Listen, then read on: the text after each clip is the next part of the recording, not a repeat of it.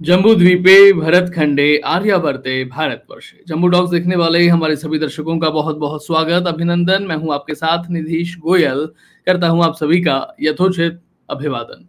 मोदी, भाजपा और मुसलमान, चाहे मैं हूं या आप हो देखने वाले हमारे दर्शक या कोई और, हमें हर किसी के मन में ये सवाल जरूर होता है कि जितना मुस्लिम अपीजमेंट 2014 से पहले की कांग्रेस की सरकारों में रहा है, उसी तरीके का मुस्लिम अपीजमेंट या फिर कहूं कि कभी कभी तो उससे ज्यादा भी 2014 के बाद में भी हमने देखा है।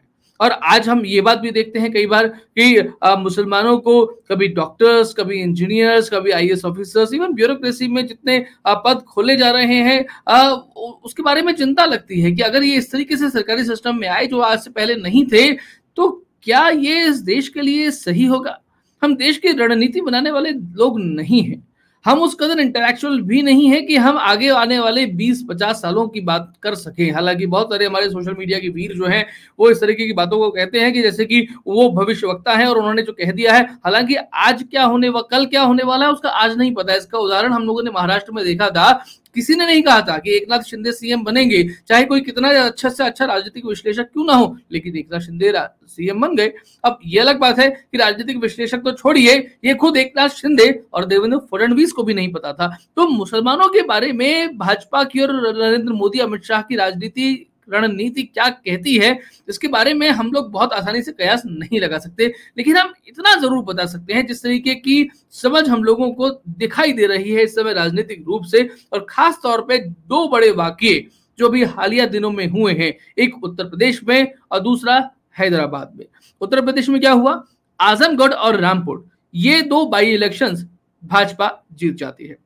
अब आप सोचिएगा, आजमगढ़ और रामपुर का मतलब क्या है। आजमगढ़ और रामपुर का मतलब है आजम खान और मुलायम सिंह यादव, ये इनका पारिवारिक गढ़ है। यानी कि अगर हम सैफई की बात करें, आजमगढ़ की बात करें, रामपुर की बात करें, तो ये सोचना भी तकरीबन नामुमकिन लगता था कि यहां से मुलायम सिंह यादव की पार्टी यानी कि समाजवादी पार्टी या आजम खान हार जाएगा और भारतीय जनता पार्टी यहां से जीत जाएगी। ये दो ऐसी खास जगह थी और दोनों जगहों पे से भारतीय जनता पार्टी ने अपना झंडा बुलंद कर दिया। और उसके बाद में आती है हैदराबाद, जहां पर 2 और 3 जुलाई को भारतीय जनता पार्टी की राष्ट्रीय कार्यकारिणी की बैठक होती है और वहां पर मुसलमानों के बारे में स्नेह यात्रा की बात होती है। और ये कहा जाता है पहली बार, आज तक कभी पॉलिसी लेवल पर इस तरह की बात नहीं कही गई, पसमानदा मुसलमानों को लेकर के। इससे पिछले कुछ समय से, पिछले साल भर में आप लोगों ने अलग अलग सोशल मीडिया चैनल्स पर पसमानदा मुस्लिमों के बारे में काफी बात जो है वो सुनी होगी, देखी होगी। और अगले कुछ कार्यक्रमों में मैं फयाज अहमद जी हमारे बीच में आने वाले हैं और पसमानदा मुसलमानों के बारे में उनसे काफी बात करेंगे। फयाज जी कल जो है वो रात को 9 बजे हमारे साथ एक शो में दिखने वाले हैं, जिसमें हम उर्दू जहां जहां गई वो नाश कर गई इस विषय पर बात करेंगे। उसके अलावा वो अलग से पसमानदा मुसलमानों के बारे में बात करने के लिए हमारे साथ अलग से बैठेंगे भी। लेकिन ये पसमानदा मुसलमानों के बारे में भाजपा ने आज तक कभी पॉलिसी लेवल पर बात नहीं की। अब पसमानदा मुसलमानों के बारे में आप समझिएगा कि एक तरीके से मुस्लिम में सर्वहारा और एलीट के बीच का ये बंटवारा होने जा रहा है। जहां भाजपा पंडित दीनदयाल उपाध्याय की बात पर चलती हुई, उसकी लीक पर चलती हुई अंत्योदय की बात करती है, यानी कि अंतिम व्यक्ति की बात करती है, जिस क्रम में जनधन योजना की बात की गई, शून्य बैंक बैलेंस पर खाते खोले गए और इस तरीके से और भी बातें हुई, ठीक वैसे ही यहां पर मुसलमानों के बीच में वंचित वर्ग पर जाने की कोशिश, उन्हें कंफ्यूज करने की कोशिश और उनमें बंटवारा करने की कोशिश कि आज तक जितनी भी सरकारें आई, आपको क्या लगता है, क्या अगर मुझे और आपको मालूम है कि मुसलमान भाजपा को वोट नहीं देगा, तो ये नरेंद्र मोदी को नहीं पता है, या अमित शाह को नहीं पता है, ये भारतीय जनता पार्टी को नहीं पता है, उनके आईटी सेल को नहीं पता है, उनके चुनाव प्रबंधकों को नहीं पता है, ये सबको मालूम है अच्छे तरीके से कि मुसलमान उन्हें वोट नहीं दे रहा और शायद आगे भी कितना देगा कितना नहीं देगा ये नहीं पता है। लेकिन नरेंद्र मोदी मुसलमानों को शायद एक और चांस दे रहे हैं, एक अंतिम चांस दे रहे हैं, लास्ट अल्टीमेटम कि साथ चलोगे या अलग रहोगे, ये फैसला तुम्हारा है। लेकिन इतना समझ लो कि अगले 25-30 साल भाजपा के अलावा भारत में कोई भी शासन कम से कम केंद्रीय नेतृत्व के तौर पर तो नहीं रहेगा। तब चाहे वो नरेंद्र मोदी रहे या योगी आदित्यनाथ रहे या हेमंत बिस्व शर्मा रहे या कोई भी और व्यक्ति रहे, नितिन गडकरी या कोई भी और। लेकिन 2047 में जब आजादी को, तथाकथित आजादी में हर बार जैसे बोलता हूं 1947 को जो प्राप्त हुई थी हमें, उसको तथाकथित आजादी को जब 100 वर्ष पूरे होंगे तब वो आजादी का जश्न भारतीय जनता पार्टी मनाएगी। ये परसेप्शन भाजपा गढ़ चुकी है और इस परसेप्शन को गढ़ने में पिछले कुछ समय से जो चीजें चल रही हैं, आपने देखा गोवा में जो एक तरीके से कहा गया कि जो चल रहा है कि कांग्रेस पार्टी के जो 11 विधायक हैं वो पूरे के पूरे जो है भाजपा आने को तैयार बैठे हैं, यानी कि भाजपा के पास 20 विधायक हैं और कांग्रेस पार्टी के पास जो विधायक है तो 20 से सीधे सीधे भाजपा 30 पे आ जाएगी। शिवसेना का हाल क्या हुआ ये हम लोग अच्छे तरीके से जानते हैं। और दूसरी बात, नरेंद्र मोदी ने जो तोड़ा है, जो किन चीजों को तोड़ा है उस बात को समझिएगा। पहला है क्षेत्रीय अस्मिता, जिसकी बात लगातार की जाती थी। वे मुसलमानों को भी ये नहीं पता है कि वो जिस पार्टी को भाजपा के विरोध में वोट देने वाले हैं वो कब किससे गठबंधन करेगा। अखिलेश यादव कब राहुल गांधी से गठबंधन करेगा, उन्हें आज नहीं पता है। अखिलेश यादव कब अजीत चौधरी रालोद से गठबंधन करेगा, ये भी उन्हें नहीं पता है। अखिलेश यादव कब मायावती से गठबंधन करेगा, ये भी उन्हें नहीं पता है। कब इनसे गठबंधन तोड़ देगा, ये भी उन्हें नहीं पता है। और कब जिससे गठबंधन किया था वो पूरी की पूरी पार्टी उसी पार्टी में चली जाएगी जिनके विरोध में आपने वोट दिया था, ये भी उन्हें नहीं पता है। यानी कि पूरे तरीके से आपको कंफ्यूज कर दिया गया है। क्षेत्रीय अस्मिता की जो बात करी जाती थी, या सबसे पहले कहूं कि जातीय अस्मिता की, और जहां से सबसे पहले बात की जाती थी वो दो प्रदेश, उत्तर प्रदेश और बिहार। इन दोनों प्रदेशों में अगर जातीय अस्मिता को तोड़ा जा सकता है तो बहुत कुछ किया जा सकता है पूरे देश भर में। उत्तर प्रदेश में तो ये मिथ 2017 में टूटा, 2022 में टूट गया।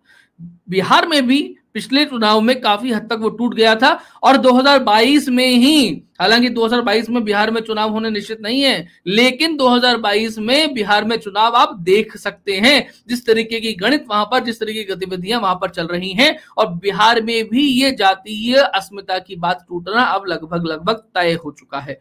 क्षेत्रीय अस्मिता की बात मैं आपसे कर चुका हूं। क्षेत्रीय अस्मिता की बात सबसे ज्यादा जहां चलती थी वो राज्य महाराष्ट्र था, और महाराष्ट्र में किस तरह से क्षेत्रीय अस्मिता को तोड़ दिया गया, छोड़ दीजिए बात को। भाषाई अस्मिता के बारे में कितने भी विरोध दक्षिण के राज्य क्यों ना कर लें, लेकिन अमित शाह ने फिर भी कहा कि हमें हिंदी को अपनाना पड़ेगा, उसके अलावा कोई विकल्प नहीं है हमारे पास में। पूरे देश को कम से कम एक संपर्क भाषा के तौर पे जोड़ने के लिए किसी भाषा को हटाने की बात उन्होंने नहीं कही है।